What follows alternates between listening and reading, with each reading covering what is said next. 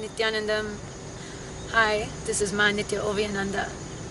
I'm returning to speak to you again from Nithyananda Pidam, Bengaluru Adinam.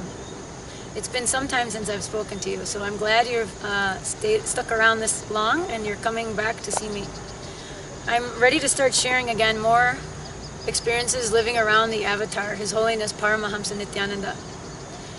It is such a unique life living around him. It's very difficult, of course, to put into words because you don't really understand it until you meet him yourself. But I'd like to share little things with you because I think it's the most important thing that anybody could do is to come and meet him for yourself.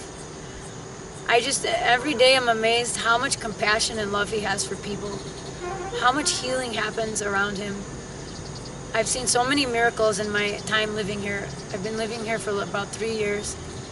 People walking out of wheelchairs, people getting healed from diseases and other addictions, all kinds of things. It's amazing to me. And it would be basically a travesty to what I believe if I didn't share this with you. And then in my own case, I've had a lot of personal growth and a lot of what Swamiji calls psychological ups and downs. Because we are not the mind and we're not these individual identities that we feel that we are.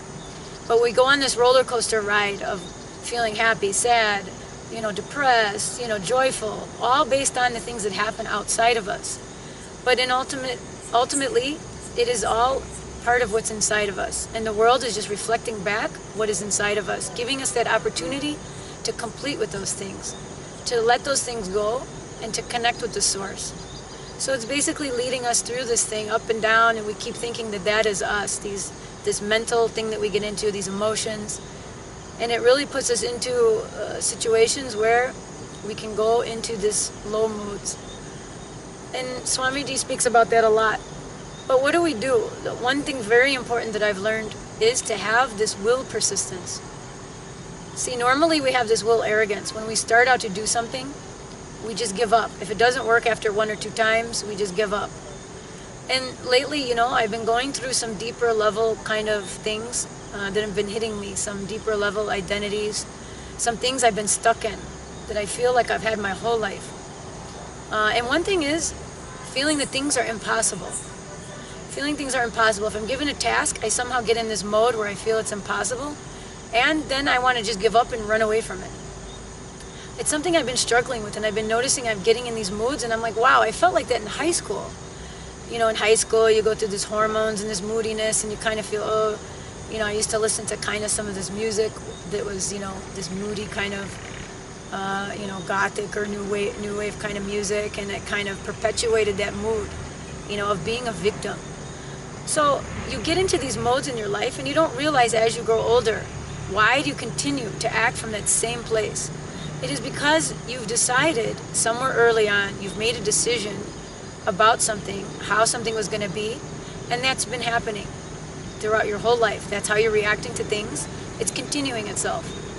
But if you really look deep inside, you can see where these things originate, and that's what Swamiji calls completion. You see where these things originate in your life, either from childhood or your teenage years, where you've made a certain opinion about yourself. So then, when these things come up now, you understand that it's really not who you are, but it's what you've decided to be back in the past.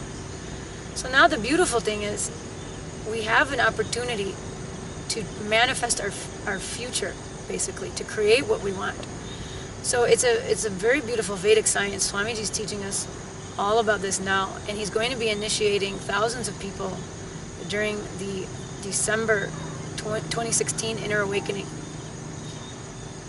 Now, what I wanted to share was being around a guru is really the ultimate. You don't understand, you must come and meet him. See, I was going through this struggle. Before this, you see me in white cloth right now. 2.5 years ago, I was initiated into Krama Brahmacharya. And in my earlier video, I spoke about that experience. I spoke about how I felt when I got initiated, how I felt finally I've returned home. Finally, I've done one thing in my life that was the right decision, and I just felt in such a state of, I don't know what, bliss for days after. But recently, it was told, instruction from Swamiji that I should drop the kavi. And I did. And I swear, in the beginning, when he first said, I felt like I was stabbed in the heart. I mean, it just, all these things came up. You know, all your things from childhood, basically. If I'm not good enough, something happened, what did I do wrong? We have a visitor here, this lovely dog that has followed us from somewhere. So excuse me one moment. And anyway, the ashram is a very huge campus and has many creatures, including these dogs. So this dog wanted to say hello and come in this video. Anyhow, getting back to what I was saying. See, many things I was thinking, but one thing I thought when Swamiji told me this, I thought, oh God, you know, one of the main things is to be powerful in any situation. We learned some important truths. If any of you have ever studied yoga and the Hatha Yoga Pradipika, you know that it speaks about how the Kundalini raises in you, especially mostly speaking of men. So men do certain practices to keep their, basically not to release their male hormones, basically. Because if they release that, the energy is lost. Because that energy actually propels the Kundalini upward, to put it simply. For men, that's very important, but for women, crying actually is very negative, has a very negative effect on your ability to hold the energy, to hold Kundalini energy.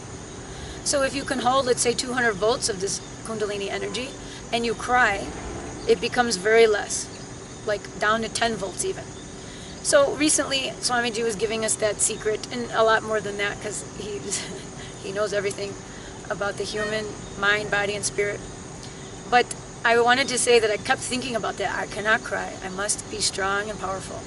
But it was very difficult at times, because I realized, you know, I was very much identifying with the kavi, with the fact that I'm on the spiritual path, being blessed to be, you know, one of Swamiji's daughters, and be wearing that sacred cloth that for millennium people have been wearing when they've decided that all else in life should be renounced. So I'm like, some reason he's doing this, and I have to just be patient and trust him, you know, because it's very difficult, really. It's like you can take it in one way and just go into depression. One day I felt like that. I gave all my kavi cloth, and I wanted to just cry for hours and lay in my bed. But I said, no, I'm going to go and sit in my chair and I'm going to work. And I did. And I'm very glad I did, because who wants to go in that depression? I'm not powerless. I need to find out why he did this. And it could look, you know, like very much serious, like, oh, you're in trouble, you're a bad person. You could think of all kinds of things. Who knows what people think? I don't know. I don't care. I only know that I learned some very important truths. And the biggest thing I learned is Swamiji, he loves me so much that he had trust to do that to me. Because why?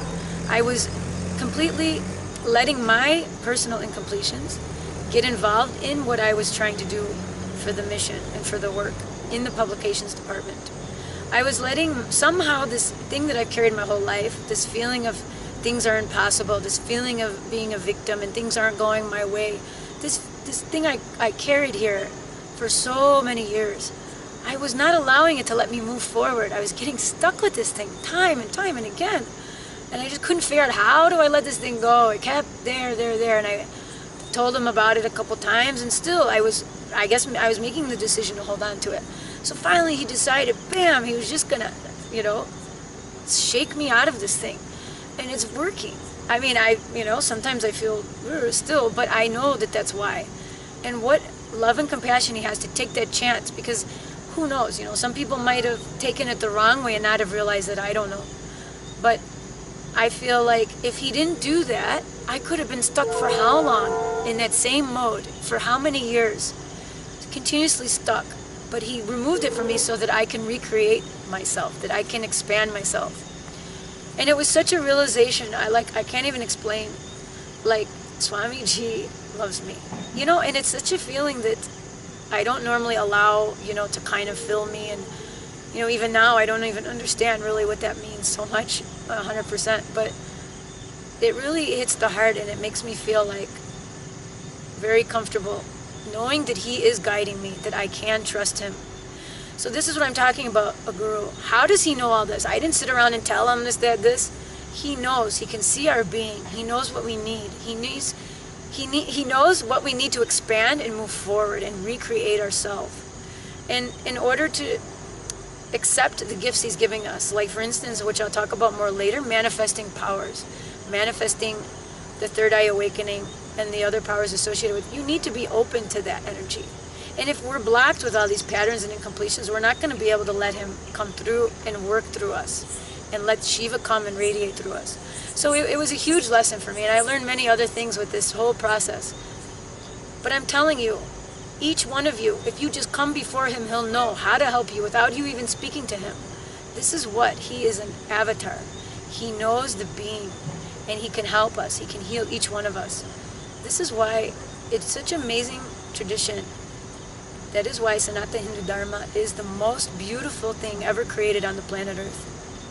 So I'll be sharing more about all this stuff, and I thank you for listening to me today, and I will be returning shortly to speak to you again. Thank you very much. Nithyanandam.